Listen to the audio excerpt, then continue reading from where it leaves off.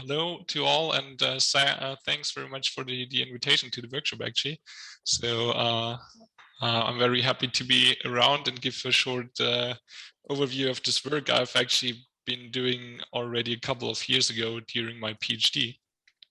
So it's all about the global spatial distribution of conservation agriculture and implications for land-based climate change mitigation and adaptation. Yeah, as just mentioned, it's already quite some time ago since my PhD, and I've shifted my focus since then towards much more an ecological modeling perspective and land use modeling and so on. So I'm actually currently not working actively in this field, and just having seen the last couple of minutes of the previous presentation, there might be some old information in this presentation now, just to be aware of that. So what I would like to do is to just show you basically a summary of these two papers that are mentioned here that have been published 4 years ago already now in Global Change Biology. And we were looking into conservation agriculture and how it will maybe affect biophysically the climate on a global scale. So I hope you will enjoy it anyway, even if it's quite old stuff. So just to give you a quick overview of conservation agriculture, I will keep this very short. I've seen similar figures in other presentations of today already. It's this combination of the three principles that I mentioned here. So the first one being no-till farming. Second one, closely related to that, no-till is to have a permanent organic soil cover throughout the year. So no bare soils exposed to the atmosphere at no time of the year, basically. And the third principle to making the whole system to a more sustainable and integrated management is to grow different crops in rotation or in association. So also making the best use of available soil resources. And as you probably also have heard a couple of times already today, this combination of management strategies has been suggested to have quite some benefits in terms of various ecosystem services. I've put some of them here. So for example, it has been suggested to reduce soil erosion, basically through the pathway of having this layer of organic material on the ground that increases infiltration and reduces surface runoff.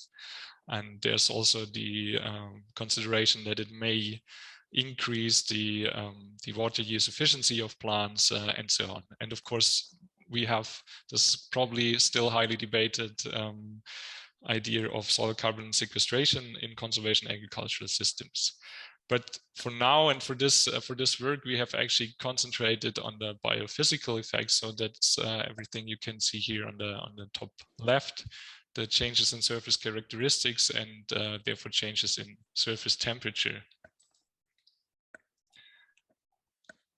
So what did we do in this work, or what were we actually asking for is basically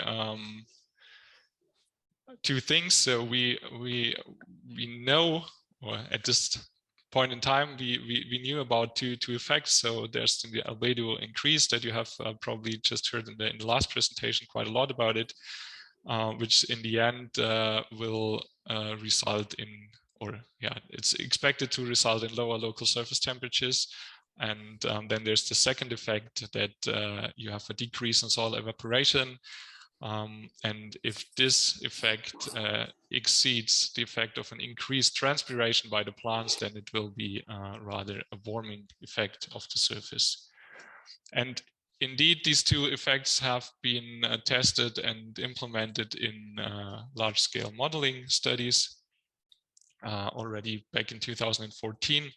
And it has been shown that it is actually possible with this more idealized and stylized inclusion or implementation in the models to reduce the temperature extremes over Europe, in this case, during the heat wave in 2003 for almost 2 degrees.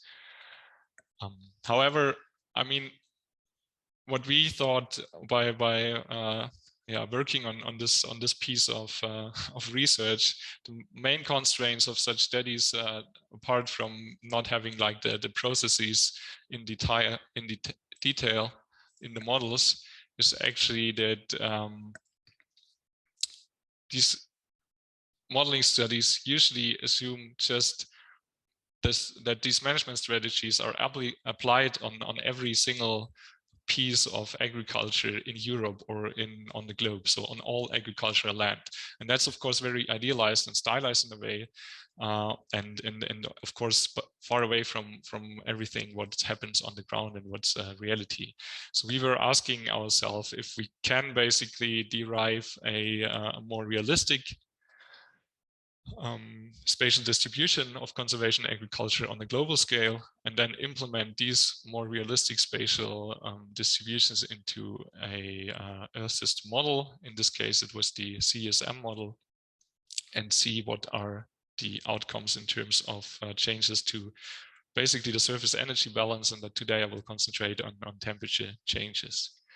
So for the first question, the spatial distribution of global conservation agriculture, we basically conducted a sequence of spatial analysis steps, starting with available national level CA estimates, and then tried to downscale them to 5 arc-minute regular grid. And we did so by basically looking into the literature, into reviews, and all the literature about the adoption, the drivers and limitations of conservation agriculture adoption. And then we tried to represent them in some way on a global scale by spatially explicit proxy data. And of course, that's very difficult, and it's associated with lots of uncertainties. But yeah, we tried our best, and then we basically put all these global data sets together into one suitability map, where each grid cell in the end then indicated how likely it is that within this grid cell there might be conservation agriculture. And this is how we then came up with the baseline, or the kind of what we called it best estimate in our paper of the spatial distribution of conservation agriculture. And as I just mentioned, we are of course aware that this is quite associated with quite a lot of uncertainty. So we at least tried to depict some of the uncertainties by also including into these estimates an high and low estimate, partly by including more data on agricultural management, partly by just making rough assumptions about what could be an uncertainty range. And I think, for example, for some regions, we just used 25% more or less to kind of include this uncertainty. But at least we included it, and not trying to make the point that this is the only correct distribution. And of course, as we are in the second questions I mentioned before, we're interested in looking at climate mitigation potential, or at least what would it mean on a global scale for different climate variables. It's of course not only interesting what is the present day distribution, but also what could be a future distribution. And that was then the third step, basically, to make assumptions about what could be potential future estimate of conservation agriculture on a global scale. And also this part was done on a relatively low level. So we basically simply extrapolated our baseline approach, baseline map, by picking the grid cell that has still conservation agriculture as of today, so the lowest suitability, and then converted everything that's above this threshold to conservation agriculture to get an idea of what could be the maximum amount. So this is then still different from converting all agricultural land to conservation agriculture. And how does this look like? We can have a look on these different estimates. These are the global maps, baseline, low, and high. These are the kind of the baseline and uncertainty maps, and on the bottom right you can see the potential estimate. And I think we can see a couple of things here. So for the baseline, low, and high estimates, we basically see exactly the same spatial pattern, right? So it's just a little bit more a higher extent in the high estimate and a little bit less extent in the low estimate. And that's of course just because of the allocation algorithm. And on a global scale, you can hardly see these differences of like 50 megahectares or even less. For the potential estimate, we are roughly an order of magnitude higher. So we convert lots of areas to conservation agriculture in this estimate, mostly over Europe and Asia, but also North America. And on the other hand, there are also parts of the world where we can still have very low adoption rates. For example, Africa and large parts of the tropics, basically, except for South America. And that's just, or what means just that's related to the assumptions we make about the drivers and the barriers of adoption of conservation agriculture in the baseline map. Anyway, so these 4 maps were then used to determine the spatial distribution of conservation agriculture in the CLM or CESM model. So we basically ran 4 different present-day simulations for the present-day climate and compared it to a control run without the implementation of conservation agriculture.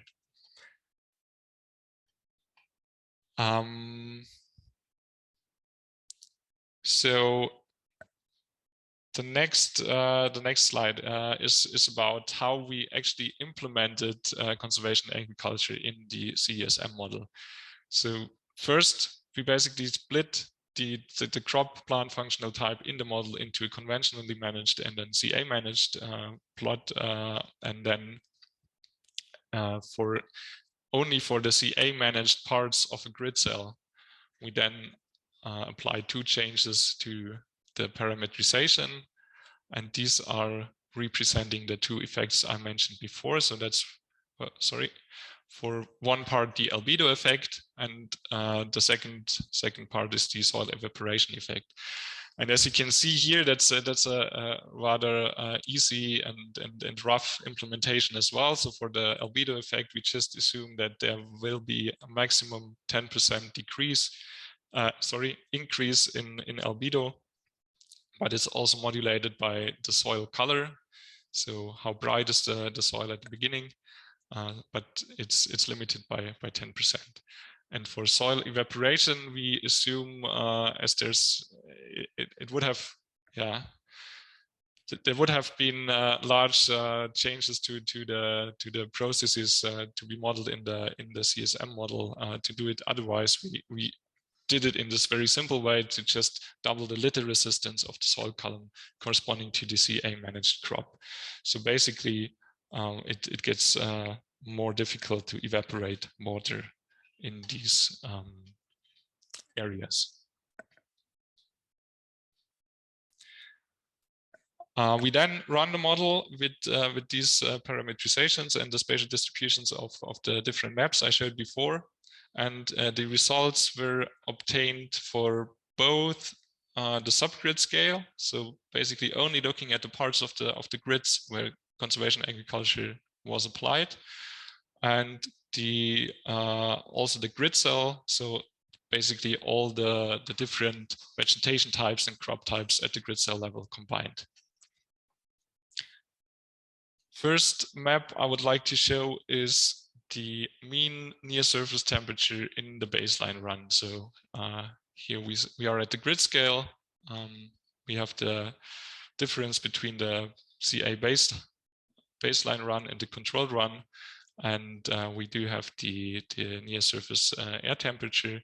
And as you can see, there's basically hardly any changes at the grid scale. So grid scale here means around 1 degree. And this is not very surprising because that has been shown on within such studies or similar studies before, that and at the larger scale and for the mean temperature, you can see not that many effects. And then of course we also have in the baseline conservation agriculture estimate only very low numbers or hectares of conservation agriculture. So there's not a lot of effect at the grid scale. But we could do the same at the subgrid scale. So only looking at the parts of the grid cell where conservation agriculture actually is applied. And if we do this, we can see quite strong effects and strong changes in these parts of the grid cells. So especially in the areas, if you remember the map before of conservation agriculture in South America, you have we have quite a strong increase in the surface temperatures, and on average we do have a warming effect because the evaporation effect dominates over the albedo effect in our implementation. So we did then some other, or what means we did, we just basically looked at different results as well. So here you can see the extreme temperatures and the changes in extreme temperatures, both for the baseline run in the top, and at the bottom that's basically the whole potential map. So where we extend conservation agriculture to large parts of the world. And I think here it becomes quite striking that we have kind of a differentiation between the more mid and high latitudes, where we do have a cooling effect in the extreme temperatures, and the tropics, where we get the warming in the extreme temperatures. And that's interesting in a way that these are, of course, the areas, at least for South America, where we do have a lot of conservation agriculture according to the national estimates already today. And yeah, so this might be a rather counter active effect.